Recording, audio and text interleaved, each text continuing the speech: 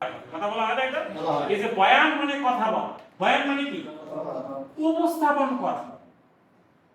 আপনি যে প্রেজেন্ট করছেন, এই যে আমি কথাটা বলতেছি, এটা একটা বয়ান। হুজুর কথা বললে সেটাও বয়ান। মাননীয় প্রধানমন্ত্রী যখন কথা বলে ওটাও বয়ান। আমাদের বিরোধী দলীয় নেতা যখন কথা বলে সেটাও কিন্তু বয়ান। সেটা পার্লামেন্টে হোক, মসজিদে হোক, সভাতে হোক, সমিতিতে হোক, এমনকি আমেরিকায় হোক, কানাডায় হোক, যে যেখানে থাকবে, আল্লাহ বলছেন তুমি যে স্টাইলে কথা বলো, এই তোমার কথা বলার স্টাইলটা আমি আল্লাহ তোমাকে শিখিয়েছি। তোমাকে আমি বয়ান করা শিখিয়েছি। তুমি যে স্টাইলে কথা বলো, কত সুন্দর করে তুমি কথা বলতে পারো, এটা কিন্তু তোমার নিজের কৃতিত্ব না। এই রহমটা কে করেছেন? আল্লাহ। এই যে রহমান যে তিনি, এই জন্য তিনি দেখেন অনেক মানুষ কথা বলতে পারে, তাকে দেখলে আমাদের আল্লাহ শুকরিয়া আদায় করা দরকার না যে আমি আমার জিহ্বা দিয়ে কথা বলতে পারছি। আপনারা জানেন যে হযরত আইয়ুব আলাইহিস সালাম 18 বছর রোগী ছিলেন। 18 বছর রোগের মধ্যে ভুগছিলেন। আমি আইয়ুব আলাইহিস সালামের বাসা পর্যন্ত দেখে আসি। এটা হলো ওমানের একটা প্রদেশ আছে সালালা। এই সালালাতে ওনার কবরও আছে এবং ওনার ঘরও আছে। 18 বছর পরে যে পুকুরটাতে উনি গোসল করে সুস্থ হয়েছিলেন, ওই পুকুরটাতে আমিও গোসল করেছি আলহামদুলিল্লাহ। এই পুকুরটা আমার দেখার সুযোগ হয়েছে।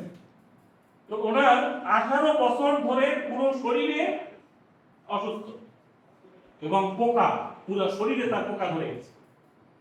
উনি একদিনও আল্লাহকে বলে নাই যে আল্লাহ তুমি এই রোগ থেকে আমাকে বাঁচাও, একদিনও বলে। মজার বিষয়, যেদিন তার জিহ্বার মধ্যে পোকা ধরেছে, ওই দিন তিনি আল্লাহকে বলছেন যে আল্লাহ তুমি আমার পুরো বডিটা ধ্বংস করে দাও, যা করো করো, কিন্তু আমি এই জিহ্বাটা দিয়ে তোমাকে সবসময় স্মরণ করি। আল্লাহ, তুমি আমার এই জিহ্বাটা পোকা দিয়ে ধ্বংস করে দিও না, আমার কথা বলার এই শক্তিটুকু আমাকে তুমি বহাল রাখো। আল্লাহ তখন তার দোয়া কবুল করেছে। তো এই পরীক্ষায় তিনি পাশ করেছেন। আল্লামাহুল বায়ান। এরপরে আল্লাহ কি বললেন? আশ-শামসু ওয়াল কামার বিহুসবান আন-নাজমু ওয়াশ-শাজার ইয়াসজুদান।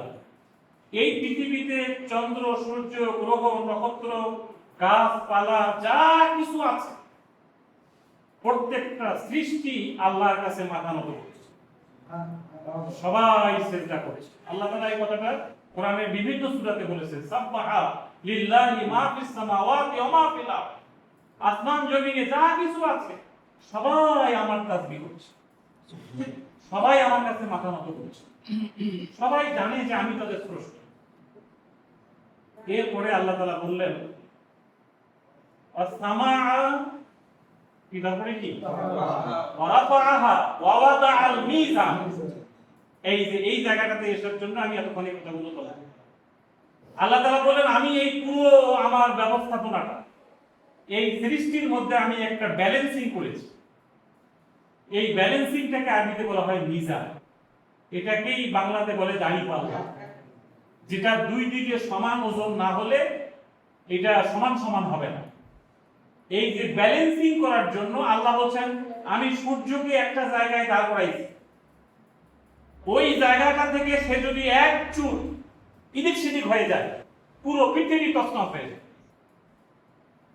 আপনি একটা ঢেঁড়সের জন্য কতটুকু টেম্পারেচার দরকার, একটা টমেটোর জন্য কতটুকু দরকার, একটা আলুর জন্য কতটুকু দরকার, একটা কাঁঠাল পাকার জন্য কতটুকু টেম্পারেচার তাপমাত্রা দরকার, একটা আম পাকার জন্য কতটুকু টেম্পারেচার দরকার, একটা পুঁই শাকের জন্য কতটুকু তাপমাত্রা দরকার, একটা বাঁধাকপি, একটা ফুলকপি। আমি বগুড়ায় দেখেছি যে অনেক ফুলকপি হয় সেখানে মহাস্থানগড়ে। আমি দেখলাম যে কেন আল্লাহ তাআলা এখানে এমন ভাবে কুয়াশা দেন, ওইখানকার কৃষকরা আমাকে বলছে স্যার ওই কুয়াশাটা এখানে পড়ে যে ফুলকপিটা হয় এটা টেস্টে অন্যরকম, এটা স্বাদে অন্যরকম। তার মানে আল্লাহ তাআলা ওই ফুলকপির জন্য ওই এলাকাটাকে চয়েস করেছে। আপনাদের এই মানিকগঞ্জে অনেক জায়গায় বিভিন্ন সবজি হয়, কি বলা হয় না? এই সবজিগুলো কখন কোথায় কতটুকু টেম্পারেচার দরকার, এই তাপমাত্রাটা ঠিক করার জন্য আল্লাহ সূর্যকে একটা জায়গায় বসায় রাখে। সুবহানাল্লাহ, সুবহানাল্লাহ। ওই টেম্পারেচারটা একটু এদিক সেদিক হইলে পুরো পৃথিবী তছনছ হয়ে যায়। এজন্য সূরা ইয়াসিনে আল্লাহ তাআলা বলছেন ওয়া কুল্লুন ফি ফালাকিন ইয়াসবাহুন। চাঁদ, সূর্য, গ্রহ, নক্ষত্র প্রত্যেকটা আইটেম নির্দিষ্ট জায়গায় সাঁতার কাটছে, মুভ করছে, তার ওই অতটুকু কক্ষপথের ভেতর, এর বাইরে সে চলতে পারবে না, যেতে পারবে না। তাহলে সে কার হুকুম মেনে চলতেছে? এই যে ব্যালেন্সিংটা, এই যে ভারসাম্যটা, এই যে মিজানটা, এই দাঁড়িপাল্লাটা কখন ধ্বংস হবে? আল্লাহ তাআলা এই কথাটা বলছেন, আল্লাহ তাতগাউ ফিল মিজান। সাবধান, সাবধান, বি কেয়ারফুল। আমি আল্লাহ যে মিজান ঠিক করেছি, যে ভারসাম্য দিয়েছি, এই ভারসাম্যটা তোমরা নষ্ট করে দিও। তাহলে দেখেন, এই যে আজকে আমরা পাহাড় কেটে ফেলছি, এই পাহাড়গুলো কিন্তু আমরা বানাইনি। এটা কে বানিয়েছে? আল্লাহ। এই পাহাড়গুলো কেন? সূরা নাবা করে দেখেন, আল্লাহ বলছেন ওয়াল জিবালা আওতাদ, আমি পাহাড়গুলোকে খুঁটির মতো ট্রেক করে বানিয়ে দিয়েছি। আপনি যদি একটা পাহাড়ের 10,000 স্কয়ার ফিট উপরে উঁচু দেখেন, তাহলে 30,000 স্কয়ার ফিট তার মাটির নিচে আছে। আপনি যখন কোন কাঠের মধ্যে পেরেক লাগান, পেরেক তো বুঝি আমরা নাকি? তাহলে পেরেকটা যখন আমরা হাতুড়ি দিয়ে পিটাই, তখন কি তার নিচের অংশটা বেশি থাকে না উপরের অংশ বেশি থাকে? কি বলেন? নিচের অংশ। পৃথিবীর সমস্ত পাহাড়গুলো একটা পেরেক। এটা আল্লাহ তাআলা এটাকে এমন ভাবে সেট করেছেন যে এটা দিয়ে পৃথিবী টালমাটাল অবস্থায় ছিল। এটার এই ব্যালেন্সিং, ভারসাম্যটা রক্ষা করার জন্য আল্লাহ পাহাড়গুলোকে পেরেকের মতো বসাই দিয়েছে। আমরা যদি সেই পাহাড় কেটে ফেলি, তাহলে পরিবেশ ধ্বংস হয়ে যাবে না? জি। এটাই আল্লাহ তাআলা কোরআন শরীফে বলেছেন, খবরদার আমার পরিবেশ ধ্বংস করে দিও। একই ভাবে আমরা গাছ কেটে ফেলছি, আমরা বন জঙ্গল উজাড় করে ফেলতেছি। এক সময় এই মানিকগঞ্জ বলেন, কালকে আমি ইয়াতে গেলাম লেবুবাড়ি, পশুদি, তো বললো যে লেবুবাড়ি থেকে ওনারা নৌকায় করে, পায়ে হেঁটে, বিভিন্ন ক্ষেত খামার দিয়ে মানিকগঞ্জ শহরে আসে। কি কথা ঠিক কিনা? এরপরে তারা আস্তে আস্তে আবার সন্ধ্যার সময় বাড়িতে চলে যেত। এই রাস্তাঘাটগুলো এক সময় ছিল। আমি নারায়ণগঞ্জ বলেন, গাজীপুর বলেন, সাভার বলেন, আমাদের এই যে টঙ্গী এলাকাটা এবং মানিকগঞ্জ, এই এলাকাগুলোতে এক সময় যে বন জঙ্গল ছিল, এখন কি সেটা আছে? এখন ইট পাথরের এলাকা হয়ে গেছে।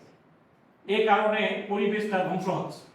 যেরকম বৃষ্টি হওয়া দরকার সেরকম হচ্ছে, যেরকম তাপমাত্রা থাকা দরকার সেরকম থাকতেছে না। কথা ঠিক কিনা?